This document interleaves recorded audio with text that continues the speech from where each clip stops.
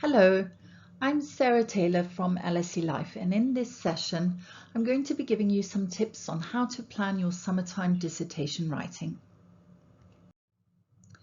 This session is designed to get you planning your dissertation research and writing, and in this session you're going to think specifically about what you'll need to do in terms of the big picture and setting milestones, and in terms of your detailed planning. I know from bitter experience that setting very broad goals like finish dissertation and setting milestones like work on dissertation are an excellent way to not get things done. So we'll talk about how to set your main milestones and then how to plan your work every week in order to get those milestone tasks done. You may find it helpful in your big picture planning to start by drawing or mapping your dissertation. This can help you to see what you're planning in its entirety. Get a big piece of paper and draw or map out how you think your dissertation will work. Or you may prefer a storyboard approach using post-it notes, as in this picture, or you could use an electronic storyboard. You can easily find free storyboarding software online, or you could just use the slide sorter function in PowerPoint. The advantage of a storyboard is that you can add to it and move things around as your research develops. Once you've got an overall visual of your project, you can start planning. First of all, plan the main tasks that you need to get done in order to complete your dissertation. SMART targets are very useful here. SMART stands for specific, so work on dissertation is not a very specific target. M stands for measurable, so you need to be able to measure that task. Again, work on dissertation is not a measurable task. It needs to be achievable, so make sure that these tasks are things that you can do within an allotted time. And they also need to be realistic. So if you're going to have to work 20 hours a day in order to achieve something by a specific time, that's not very realistic. And finally, as I've suggested, your targets need to be time bound. So you need to set your targets to be completed at specific deadlines. Once you have your SMART targets, you need to write them down and set deadlines for them. In other words, you need to create milestones for your project. Now let's have a look at setting those milestones. All effective planning needs milestones to stay on track. Milestones are personal and they will vary depending on the research that you're doing. It's important that they're big things, so things like complete reading on X theme, rather than read Jones' article by such and such date. Here are some example milestones, but do remember that milestones are personal and are directly related to your own research project. One very important part of your planning is to factor in contingency time. Research has a habit of taking much longer than you thought it would, so make sure you add contingency time to your plan. It's also a very good idea to try to predict things that might go wrong and to make a plan B for those eventualities. For example, what will you do if you can't find any literature on a particular aspect that you were interested in studying? All time plans should include a schedule of work which specifies drafting, rewriting, and finalizing. So make sure your milestones include a deadline for a first draft, time to revise that complete draft, and finish your final version. It's important to write a full first draft that you then revise, because you want to be able to look at the whole dissertation and see how all the parts fit together and revise it as a whole product, as opposed to previous revisions you've made on different parts of the dissertation. So you want to be able to see it as a completed product and make sure that everything works together. Finally, all time plans should include life activities that you may need to work around or plan for. So think very carefully about what commitments you may have over the summer and make sure you factor those into your big picture planning. Once you've planned the big picture and set your milestones, you need to plan in more detail. This involves the specific tasks that you'll need to complete in order to achieve your milestones. Before you start planning, it's a good idea to evaluate yourself. You want to think carefully about how well you've worked on previous projects and identify your strengths and weaknesses so that you can work around them. So for example, do you work better if you work regularly doing a bit of work every single day, or do you work better if you throw yourself into a task and spend your whole day working on it? One useful way to do this is to use a time circle. You can use the time circles on the attached handout.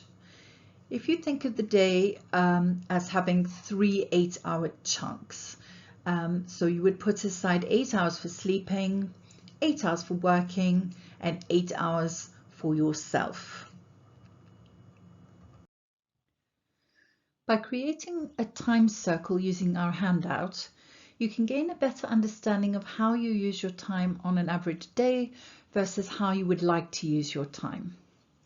So on your handout, use the time circle on the left to fill in how you've been using your time recently on a typical day. So you could look at yesterday, for example. Look at how that day went, what went well, what would you like to change? And don't forget there are 24 hours in a day and you want to pretty much have 8 hours for sleeping, 8 hours for work, and 8 hours for yourself. Then have a look at the time circle on the right and fill in how you would like to use your time. Be realistic about yourself and your usual habits. Don't make drastic changes that are unlikely to work. For example, if you're a night owl who hates mornings, trying to get up at 7 a.m. to work on your project is likely to end in failure. Next, think about how you're going to plan each week. First of all, think about what you need to do each week to achieve your main milestones, and then check if you are on track to meet those milestones or if they need to move. Write yourself a to-do list of tasks and subdivide that list into things that are urgent, things that are important, things that you would like to get done, and things that you could probably put off until next week. Make sure that each task is specific. So read or write are not very specific tasks, but read Joan's article by Friday is a specific task, or write introduction on Wednesday is a specific task. So add your tasks to your weekly planner. Start with the urgent tasks first, then the important ones, and then the ones that you would like to get done. But be realistic about how much time it will take you to complete each task. So would it be 1 hour, 2 hours, or perhaps the whole day to finish that task? Once you've figured out how long it's going to take you to do each task, set those times on your weekly planner. Don't leave any times open-ended. Make sure there's a specific start time and stop time. And don't forget about resources. Think about whether you've got everything you need to achieve that task, or you need extra time to search for articles and find books, etc. And very importantly, make sure that you include breaks. Over planning in the sense of trying to do too much can be detrimental to your motivation and to your health. So make sure that you add fun and social activities, including exercise, to your schedule. For most people, it's unrealistic to expect that organizing your time once will result in always being organized. This is why it's important to monitor your work and continually make changes and adjustments as and when you need to do so. Spend between half an hour to an hour each week to plan your weekly schedule and adjust things where necessary. You also won't get it right first time, so do be kind to yourself, and if your first plan doesn't work as well as you thought it would, note what happened and then make adjustments to your plan to help you work more efficiently the following week. A final point about doing your actual research and writing. We often talk about writing up a dissertation or a thesis, which is a very misleading phrase. It suggests that the writing is a separate process that happens after the research. This couldn't really be further from the truth. Your writing is an important part of formulating your ideas and arguments, particularly in a literature-based project. So start writing immediately. Write notes on your readings, paragraphs of ideas. This work that you put in conveys two massive advantages. The first is that it helps you to focus your thinking and make sense of your research and formulate your arguments. And the second is that it provides the basis of your final written project. So you've got lots of writing to work with to put together the whole project at the end. If the task feels too big, break it down into small parts. So one thing I do to kind of trick myself is if I find something very daunting, a big piece of writing, I tell myself I'm just going to spend 25 minutes on writing, or I'm just going to write one paragraph. And invariably, once I get started, it flows quite well and I get into it and I'm able to write much more. And even if it doesn't, I have at least done 25 minutes of writing, or I've written a paragraph. Last of all, just a quick checklist about a few planning related questions to ask yourself. First of all, make sure that you know what your departmental guidelines and requirements are with regard to things like formatting and word count. Also, check your timetable and make sure you have a clear timetable for your research project with clear milestones and clear, specific, achievable tasks. Have you allowed contingency time in this plan and a plan B if things don't work out? And with regard to sources, do you know what kind of data or materials you need and how to locate, access and sample them? For example, you might need data from governmental departments or archives, or information from international organizational databases. So make sure you know how to find these kinds of materials. If you do need further help, you can book a 30-minute online one-to-one appointment with an LSE Life study advisor to talk through your research, or if you want help with your language, you can book an appointment with an English language advisor in LSE Life.